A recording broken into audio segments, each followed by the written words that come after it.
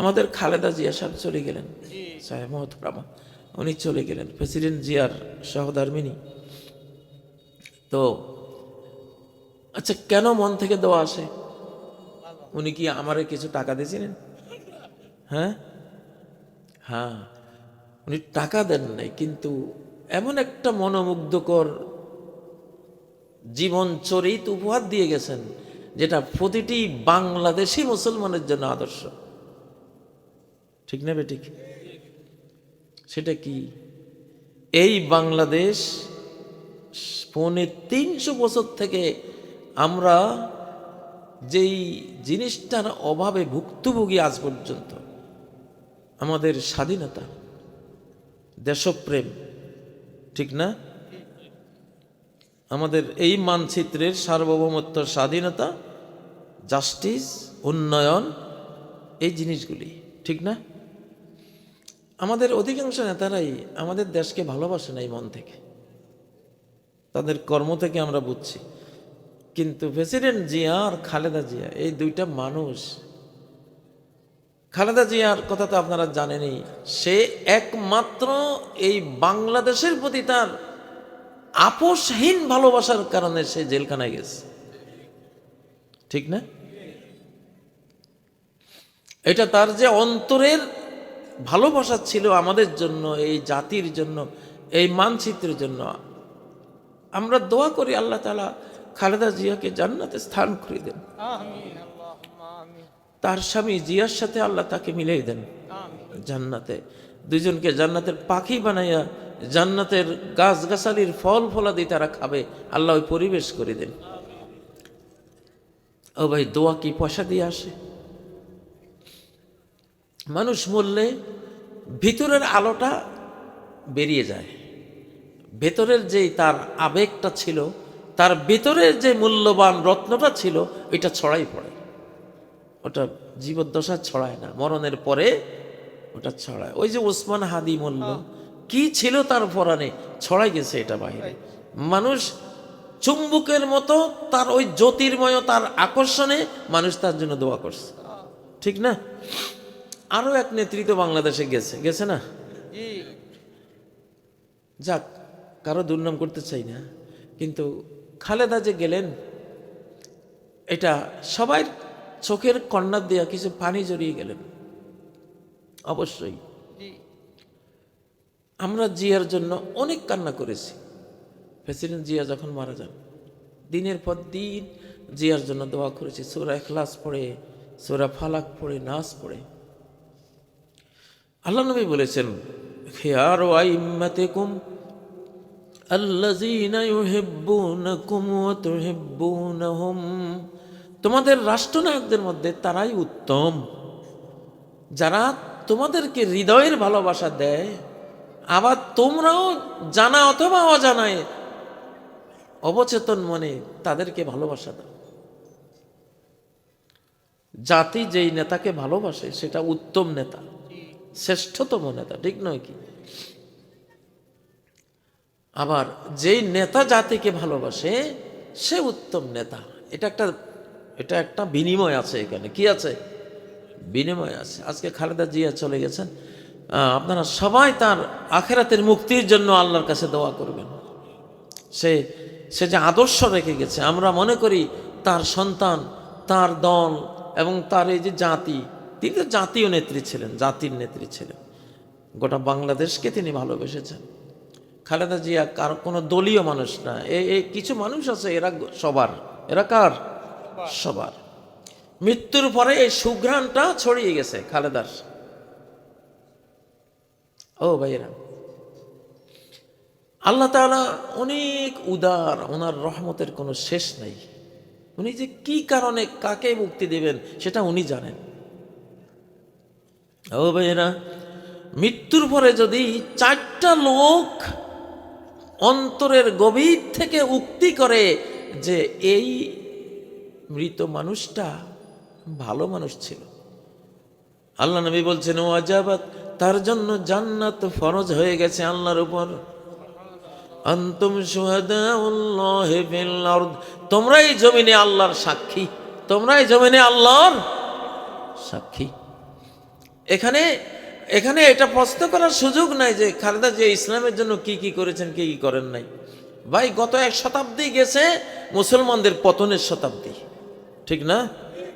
আমাদের কি ছিল? পতনের শতাব্দী। আমাদের আলেমরাও কিছু তেমন করে যাইতে পারেন নাই, জীবন দিয়ে গেছেন, কিন্তু ইসলামের বিধিবিধান কি সমাজে দিয়ে যেতে পেরেছেন? পারেন নাই। আকাঙ্ক্ষা ছিল, পারেন নাই, মরে গেছে। তো প্রেসিডেন্ট জিয়াকে এবং জিয়া আর খালেদা জিয়ার এই যে জুটি, দাম্পত্য, একটা স্বামী স্ত্রীর জুটি, দুজনকে একই রকম দেখেছি। আমি তো জিয়াকে খুব কাছ থেকে আমি দেখেছি হেজবুল বাহার সফরে, ওনার মৃত্যুর বছর 1981 সালের জানুয়ারির 19, 20, 21 3 দিন ওনার সাথে ছিলাম আমি। বাংলাদেশের সব ট্যালেন্টফুল ছাত্ররা, মেধাবী ছাত্ররা, আমি তখন ডিগ্রিতে পড়তাম, তো ওনাকে দেখেছি কতটা একজন মানুষ মনে কতটা ডানপন্থী মুসলিম ছিলেন, কতটা আলিম ওলামাকে ভালোবাসতেন, কতটা কোরআনকে ভালোবাসতেন, কোরআনের কতগুলো আয়াত উনি কোট করেছেন সেই আমলে যখন জেনারেল শিক্ষিতদের মধ্যে আজকের মতো ইসলাম ছিল না, ইসলাম ছিল না। আমার শিশুকালে আমি আমার বাড়িতেই বহু তরুণ আইএ, বিএ, এমএ পড়া দেখতাম, কেউই নামাজ পড়ে না। তখন একটা পরিবেশ ছিল এরকম। আর এখন তো মাশাআল্লাহ আমাদের ঢাকা বলেন, বিভিন্ন কলেজে, স্কুলে, বিশ্ববিদ্যালয়ে আমাদের তরুণ ভাইয়েরা, আমাদের এই জেনজি প্রজন্ম, তরুণ প্রজন্ম, আল্লাহ একটা টান দিয়ে এদেরকে নিজের রহমতের কোলে নিয়ে গেছে, একটা টান দিয়ে নিয়ে গেছে। তো জিয়া সাহেবকে সেই আমলে দেখতাম উনি ইসলামিক ছিলেন। আমি এই দেশে ইসলামিক রাজনীতি বন্ধ হওয়ার পরে এটাকে আবার পারমিশন সরকারিভাবে, রাষ্ট্রীয়ভাবে প্রেসিডেন্ট জিয়া দিয়েছেন। এই কৃতিত্ব ওনার। আজকে আলেমরা একজোট হয়ে রাজনীতি করছেন, এটার সূচনাটা তো জিয়া করে গেছে। মান সান্না সুন্নাতান হাসানাতান ফিল ইসলাম, মুসলিম অবস্থায় কেউ যদি একটা সুন্দর নিয়ম রেখে যায়, ফালাহু আজরুহা ওয়া আজরু মান আমিলা বিহা, সেটা সওয়াব পাবে। কিয়ামত পর্যন্ত যত মানুষ আমল করবে তাদের সওয়াব সে পাবে। দুনিয়াতে ভালো নেতারা চলে গেছে, ভালো ভালো নিয়ম রেখে গেছে, আর খারাপ জালিমরা গেছে, খারাপ খারাপ নিয়ম রেখে গেছে, ঠিক না? নেকো আরফতান্দ সুন্নতহা বেমান্দ ওয়াজল ইমা জুলমুল আনাতহা বেমান্দ, যেগুলি নিকৃষ্ট অধম, ওরা চলে গেছে বটে, কিন্তু যাওয়ার পরেও ওদের রেখে যাওয়া অত্যাচার, নিপীড়নের নিয়ম পদ্ধতি থেকে যাওয়ার কারণে ওদের পরেও মানুষ কষ্ট পায়, ঠিক না বেঠিক? প্রেসিডেন্ট জিয়া আরাফাতের ময়দানে গেলে দেখবেন জিয়া গাছ, সাজারাতু দিয়া, জিয়া বৃক্ষ আছে। উনি শুধু বাংলাদেশ না, আরাফার ময়দানে ওনার স্মৃতি রেখে চলে গেছেন। নিম গাছ, আরাফাতের ময়দানে নিম গাছ, এগুলি গোটা আরব দেশে এখন ছড়াই গেছে। এটা বাংলাদেশের প্রেসিডেন্ট জিয়ার মাধ্যমে গেছে এটা। যাই হোক, আমরা চাই আমাদের নেতারা এরকম হোক যে তাদের জনগণ তাদের মৃত্যুর পরে যাতে তাদের স্মৃতিচারণ করে দোয়া করতে পারে, যাতে অভিশাপ না দেয়, ঠিক না বেঠিক? ঠিক না বেঠিক? ওই যে এমন জীবন তুমি করিবে গঠন, মরিলে হাসিবে তুমি, কাঁদিবে ভুবন। এর উল্টাটা যদি হয়, এমন জীবন তুমি করিলে গঠন, মরিলে কাঁদিলে তুমি, হাসিল ভুবন, তাহলে জাহান্নাম।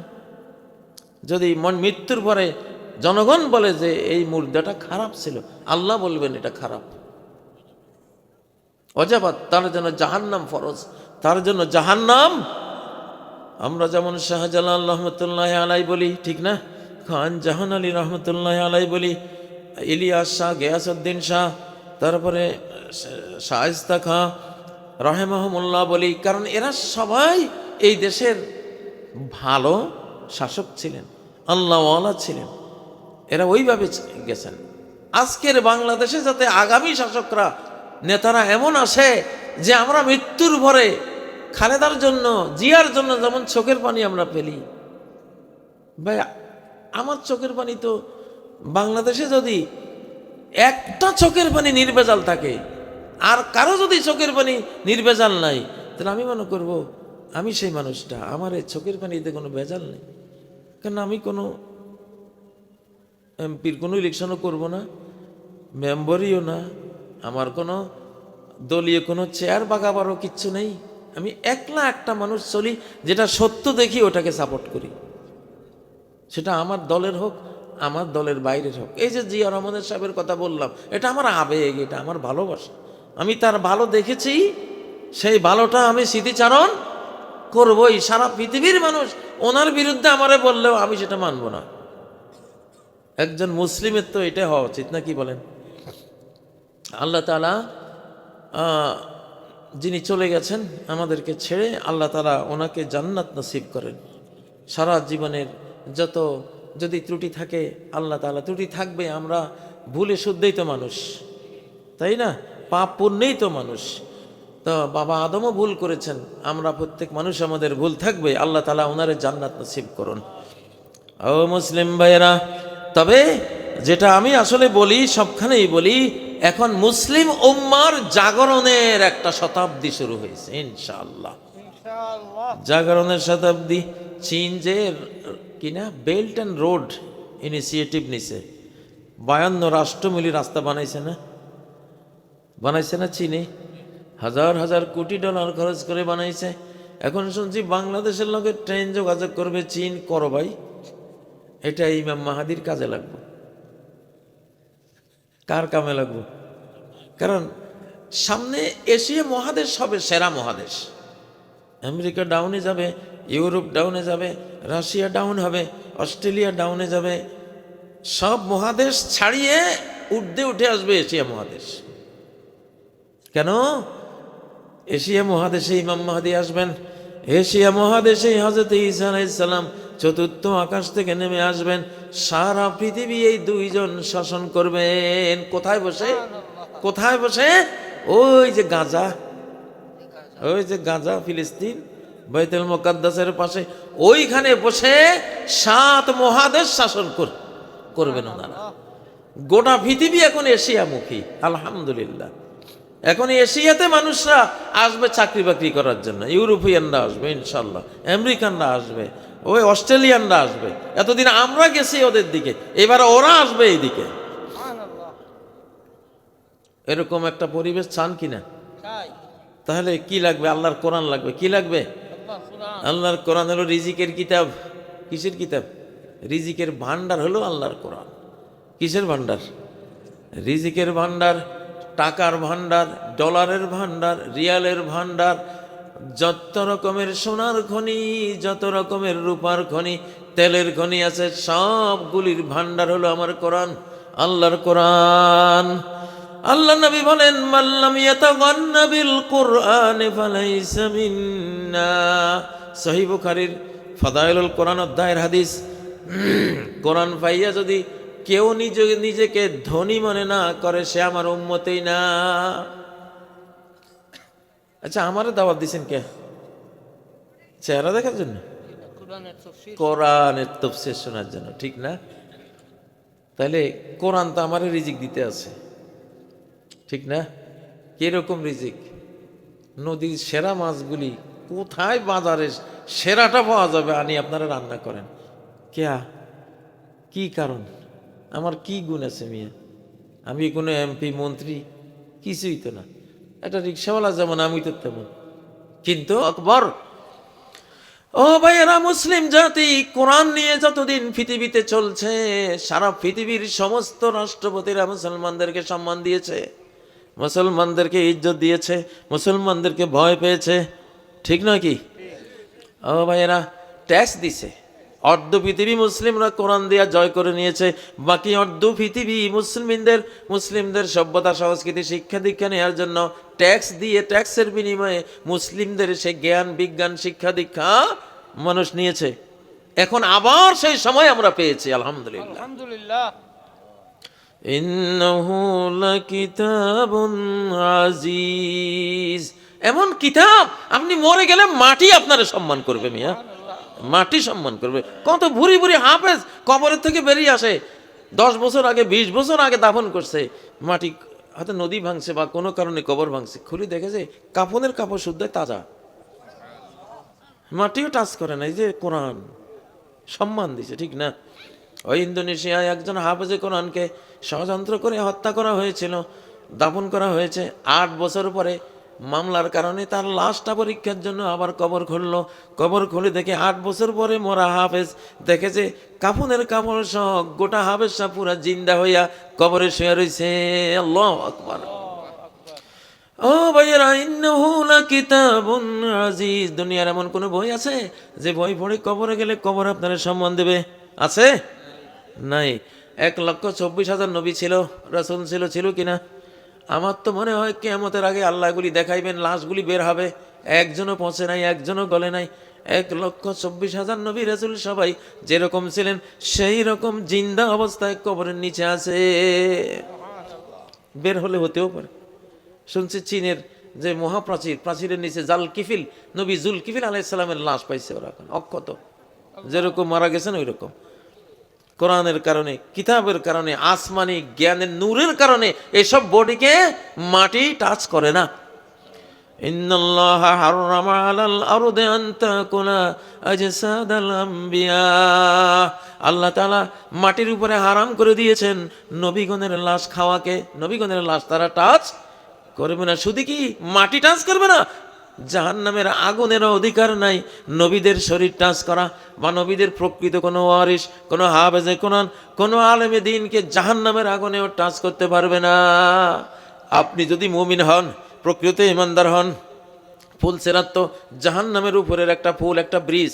আপনি যখন ওই ব্রিজ দিয়ে পার হবেন, জাহান্নামের আগুন বলবে।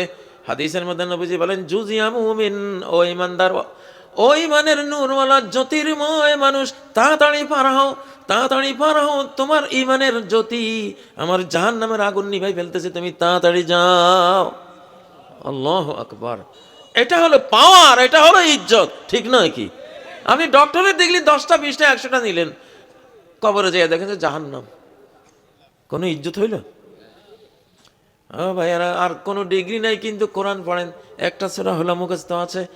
আল্লাহ তো এক সূরার উসিলায় মাফ করে দিতে পারেন, হ্যাঁ, 4-5টা সূরার উসিলায়ও মাফ করে দিতে পারেন।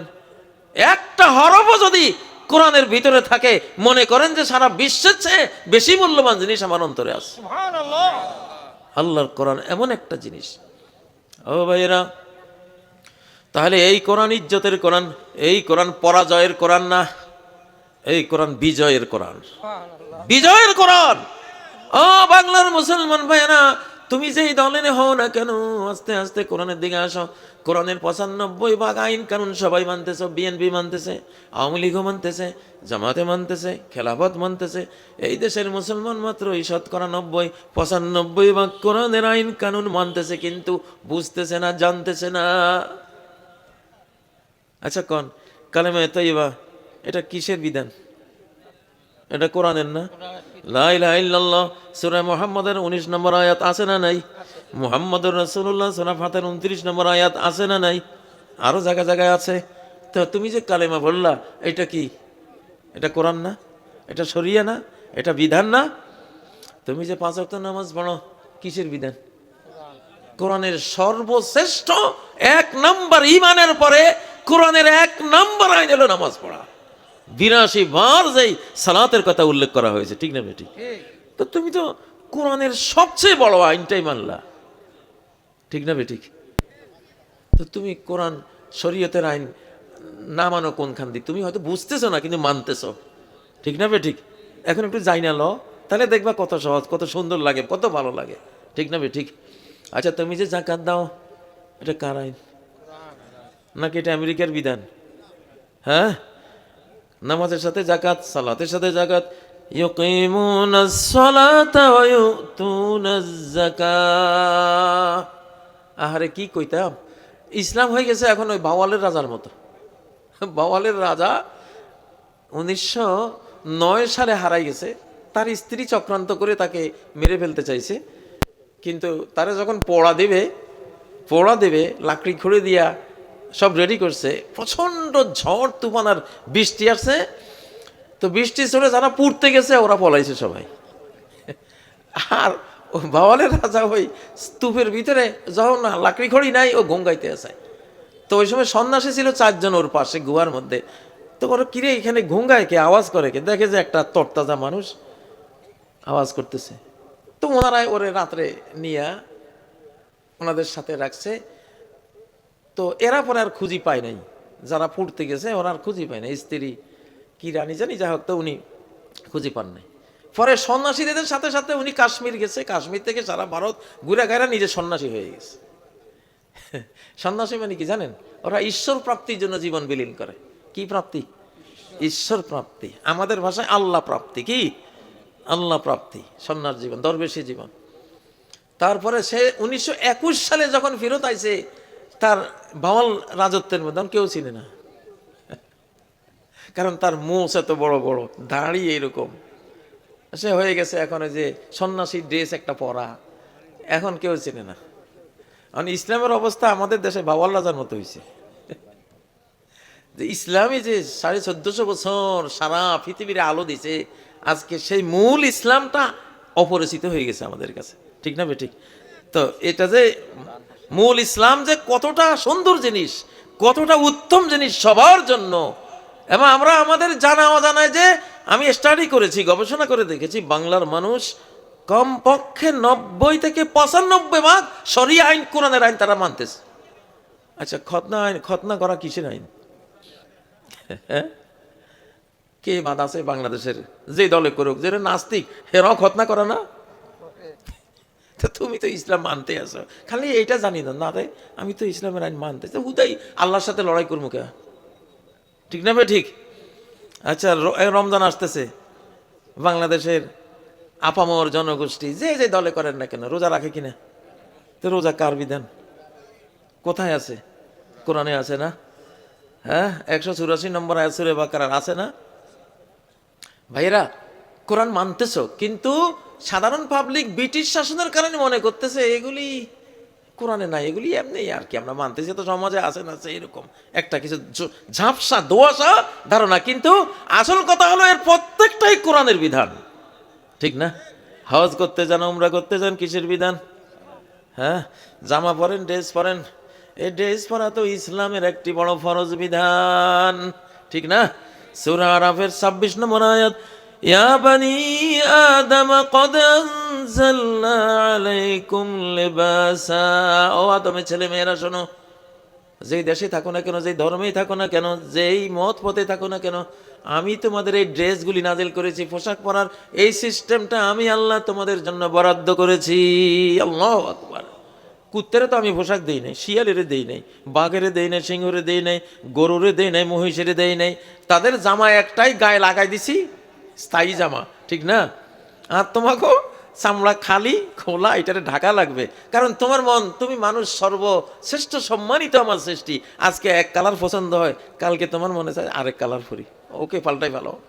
পশুদির মন চায় আরেক রং, হ্যাঁ ঠিক আছে, তুমি 100টা কালার চেঞ্জ করতে পারো। ঠিক না বেটি?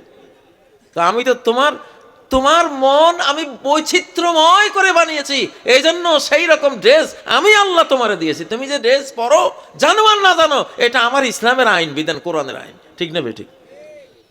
এখন একজন মুসলমান, সে যেই ঘরানারে হোক, সে যদি বলে আল্লাহ এই ড্রেস পরা তোমার একটা হুকুম মানা হইল, তোমার এখানে ইবাদত হইল, আল্লাহ আমি তোমার এই ইবাদতটা করে তোমার কাছে জান্নাত চাই, আমি পারলে আমি তো উলঙ্গ হাঁটতে পারতাম, আমি যে লুঙ্গি পরছি আমার এই সওয়াব দাও, আমি যে একটা শার্ট প্যান্ট পরছি, আমি যে একটা ড্রেস পরছি, আল্লাহ আমি এর বিনিময়ে তোমার কাছে জান্নাত চাই। ঠিকই আপনি জান্নাত পাবেন, কারণ এটা ফরজ। তো এটা কি বিধান? আচ্ছা, ইমাম সাহেব যদি ড্রেস ছাড়া মসজিদে যায় নামাজ পড়াইতো, মুসল্লিরাও যায়, নামাজ হইব কারো? যতই আপনি অজু করি যান, জমজমের পানি দিয়ে অজু করে গেলে তো নামাজ পাচ্ছেন। ঠিক না বে ঠিক? আসলে আমরা অনুভব করি না কত নেক আমল যে বাংলাদেশে জন্ম হওয়ার কারণে, মুসলিম দেশে জন্ম হওয়ার কারণে কত ফরজ ফরজ ইবাদত যে করে যাচ্ছি, কিন্তু আমরা না জানার কারণে অনেক সময় সওয়াব পাই না। আপনি আল্লাহরে বলবেন, আল্লাহ এই যে খালেদা জিয়া রহেমা আল্লাহ, তিনি যে মারা গেলেন, আপনারা ধোয়াবেন। কার বিধান এটা? কিসের বিধান? কোরআনের বিধান, শরিয়ার বিধান। তারপরে কাফন পরাবেন, কিসের বিধান? পুরুষ হলে 3 কাপড়, মহিলা হলে 5 কাপড়। কার বিধান? এটা তো কোরআন সুন্নাহ আল্লাহর বিধান, ইসলামের বিধান। আপনি মানতেছেন? আপনি কি অভক্তি করেই মানেন না ভক্তি সহকারে মানতেছেন? নিশ্চয়ই ভক্তি সহকারে মানতেছেন। আচ্ছা, এরপরে যে জানাজা হবে, কিসের বিধান? তারপরে যে গোরস্থানে নেবেন, লাশ পড়াইতে পারবেন না, সসম্মানে কবরস্থানে নিয়ে দাফন করবেন, কার বিধান? এইভাবে আমি যদি গণতে শুরু করি, আমি দেখব গোটা বাংলাদেশ ইসলাম, কোরআন, নবী সুন্নাহর উপরে ভাসতেছে। ঠিক না বেঠিক? শুধু জ্ঞানের দরকার। কিসের দরকার? ভাই আল্লাহ, আমাদের এই বাংলাদেশের যত মুসলিমা আছে, মুমিনা আছে, সবাইকে আপনি জ্ঞান দিয়ে দেন। আলিম ওলামাকেও বুঝাবার তৌফিক দেন জাতিকে, যে তুমি এই যে আমল করতেছো, তুমি নিয়ত করো, হে আল্লাহ আমি এই আমলটা করতেছি, এটা তোমার ইসলামের আমল, তোমার নবীর সুন্নাহ, তোমার কোরআনের বিধান, তুমি এই আমলের বিনিময়ে আমারে সওয়াব দিও। সুবহানাল্লাহ। ঠিক না বেঠিক? প্রিয় ভাইরা, তো এখন সময় হয়েছে, আমরা যে মুসলিম জাতি, আমাদের কৃষ্টি কালচার, এক একটা আচরণের মূল্য কত। পশ্চিমা বড় বড় ডক্টর, প্রফেসর, বিজ্ঞানীরা ইসলামের এক একটা হুকুম হাকাম তারা গবেষণা করে মুসলমান হইতেছে। কে হইতেছে? মুসলমান হচ্ছে। যেখানে হাত দেয় সেখানে বিজ্ঞান, যেখানে হাত দেয় সেখানে সঠিক হুকুম, সেখানে নির্ভুল বিধান। পৃথিবীর কোনো ধর্মে এরকম নাই। একজন মুসলিমা পেশেন্ট মহিলা, তার শিশুকে নিয়ে গেলেন, হার্টের রোগী শিশু। তো হার্টের যে ডাক্তার ওই মহিলাকে বললেন, ও মহিলা, আপনার এই শিশুকে আপনি যখন ঘুম পাড়াবেন তখন ডান কাত করে ঘুম পাড়াবেন। কোন কাতে? ডান কাতে। তখন ওই মহিলা বলল, দেখেন ডাক্তার সাহেব, ডান কাতে ঘুম পাড়াবার কথা আপনার বলা লাগবে না, আমাদের ধর্মের মধ্যে এটা আমরা শিখেছি, আমরা ঘুমাইলে ডান কাতে ঘুমাই। আল্লাহু আকবার। ডাক্তার বলল, তোমার ধর্মের নাম কি? বললে, আমার ধর্মের নাম তো ইসলাম। তাই নাকি? তোমার ধর্মে ডান কাতে ঘুমাবার বিধান আছে? ডাক্তার চিন্তা করতেছে, এইটা তো মাত্র জ্ঞান বিজ্ঞানের যুগে মেডিকেল সায়েন্স আবিষ্কার করেছে যে ডান কাতে ঘুমাইলে হার্টের উপকার হয়, হার্টের উপকার হয়। তো বললো, তোমার ধর্মের বয়স কত? আমার ধর্মের বয়স তো 1450 বছর। সর্বনাশ, তোমার ধর্মে এই আধুনিক গবেষণার এই ফলটা ধর্মের মধ্যে কেমনে, কোথায় আছে বলো তো? বলে, এটা তো বুখারীতে আছে।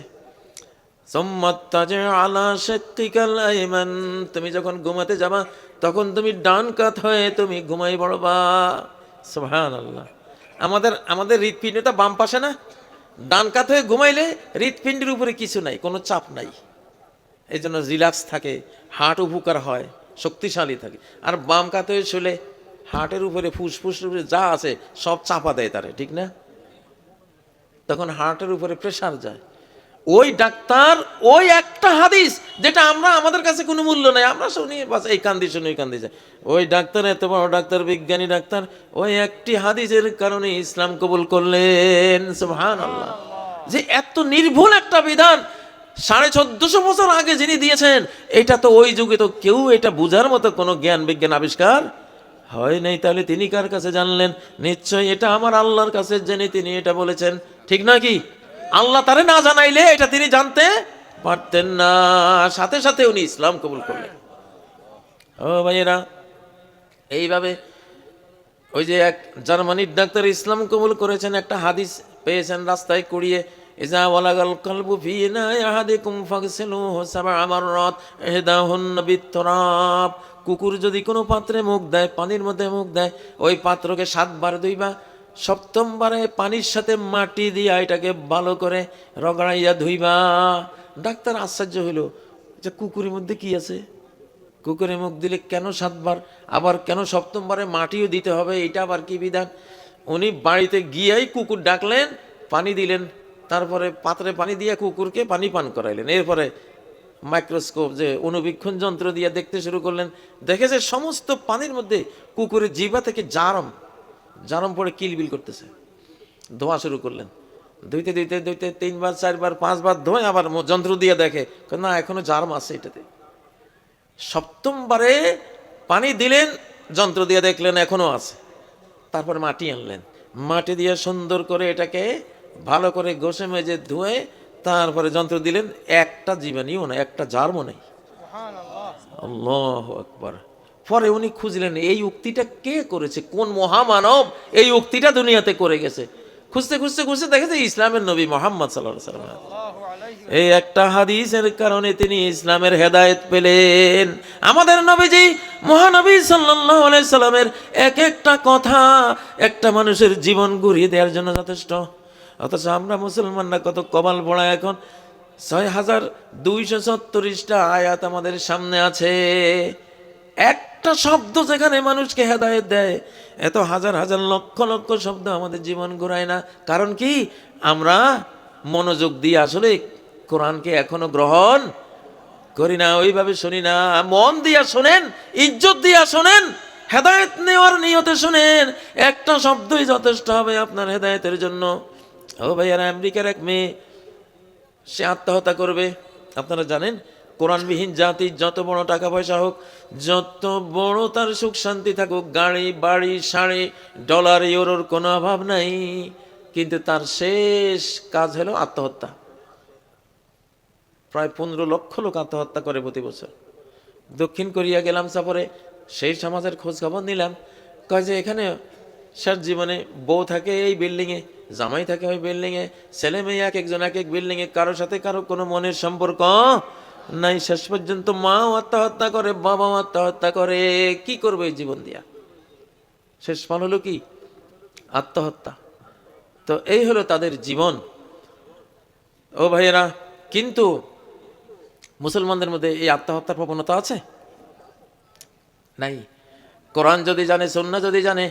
বলছিলাম যে আমেরিকার একটা মেয়ে, সে বুঝতো আমার এই দুনিয়াতে মায়া করার কেউ নেই। কারণ মা বাবা 16 বছর বয়স যখন হলো, তরুণী যখন হলাম, তারা বললো এখন তোমার খরচ তোমার ঘাড়ে, আমাদের ঘরও দেব না, কোনো খরচও দেব না, যাও তুমি যেমনে পারো তোমার জীবনটা চালাও। পরে দেহ ব্যবসায়ী হয়ে এমনি অমনে কত কষ্ট করে তারপরে জীবনটা চালায়। আবার যখন বিয়ে হয়, দেখা যায় স্বামী বলে গাড়ি কিনবো, অর্ধেক টাকা তুমি দিবা, বাড়ি করব, অর্ধেক আমার অর্ধেক তোমার, প্রত্যেকটাতে এইভাবে নির্যাতন। সেই মেয়ে বললো আরে এই জীবন চাই না, আমি আত্মহত্যা করব। হঠাৎ তার এক মুসলিম বন্ধু ছিল, সেই বন্ধুর মুখে সে একটা সূরা শুনল, সূরা ফাতিহা। সূরা ফাতিহার মধ্যে 2টা শব্দ পাইল, আর রহমানির রহিম, পরম করুণাময় সীমাহীন দয়াময়, সবার জন্য। রহমান মানে যিনি সবাইকে দয়া করেন। ওই মেয়েটা আটকে উঠলো, কি তাই নাকি? এই পৃথিবীতে মহাবিশ্বে আমাকেও দয়া করে এমন একজন আছে,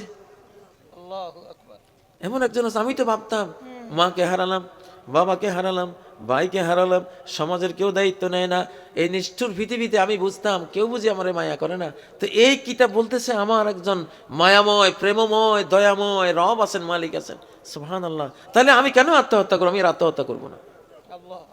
একটা শব্দ আমরা তো প্রতিদিনই পড়ি, আমাদের মনের মধ্যে আসলে কয় না যে ডায়মন্ডের ঘরে থাকে, ডায়মন্ডের মর্যাদা সে বুঝে না, ঠিক না?